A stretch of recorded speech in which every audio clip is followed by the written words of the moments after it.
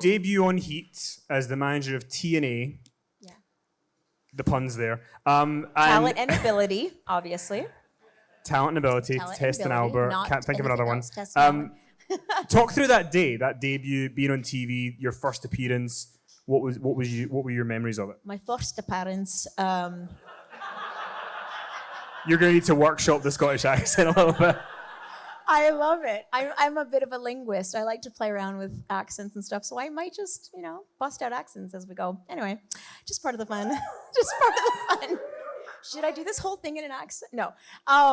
So that was, okay, so let's see. It was going to be, okay, I was on the road for a couple weeks, and you kind of just go. You just mill about until they notice you and say, oh, you're doing something tonight. But they literally go, oh, you're on tonight. I'm like, oh, tonight? Okay, what am I doing? Who am I? So you're a heel. You're going to be a bad guy. Tess and Albert, you'll be scouting them this evening. We were in Nassau. We were at Nassau Coliseum, which is in Long Island, New York. And my best friend at the time, Lillian Garcia, who I think, sometimes I believe in manifestation. I believe in throwing things out to the universe. Let's just say this. Lillian Garcia for the Hall of Fame. Right? Okay, good. That's out there. Universe, do what you will with it. And WWE Universe and the universe. So I looked at her and I said, oh my God, we need to get some outfits. We need to do something. So we jumped in the car. We went to the local mall that was there. And we just literally were like, because everyone's like, how'd you get how did you think, this is such a big thing. How did you think of the cowboy hat? And did you plan it? You're like, I'm going to, and I was like, no, it just was in the mall. It just happened to be at Hot Topic, It was cool. It was just available. So but then I definitely knew. I knew, as I thought about when I'd be debuting, I definitely wanted something iconic. I just thought of Undertaker. I wanted a kid to dress up like me, not just wear sometimes the girls sometimes it's just spandex and stuff. Sometimes there's no look, you need a bit generic. A bit generic. I wanted a look. So we got the hats they were everywhere. We grabbed a couple, and then we got the duster jackets, and that was and then I had those boots just happened to, that was part of the time. It was the era where I was wearing those boots. I had those packed in my bag. And then we put the look together, and the Trish Stratus look was born. Well, you debut, and then within a few weeks, you're in this storyline where you're, the Trish Stratus character, not you, is teasing Bubba Ray Dudley. There, though. You're teasing Bubba Ray and teasing him, yeah. and it leads to the infamous table spot.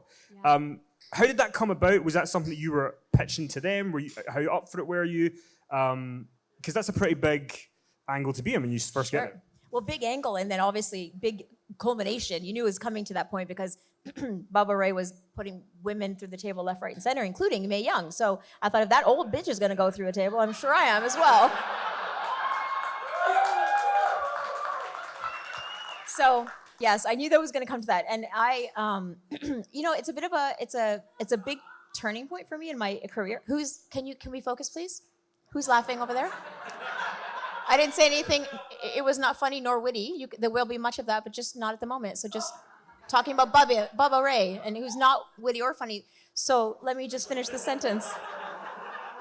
No, he is very funny and witty. And you tailed him, Trish.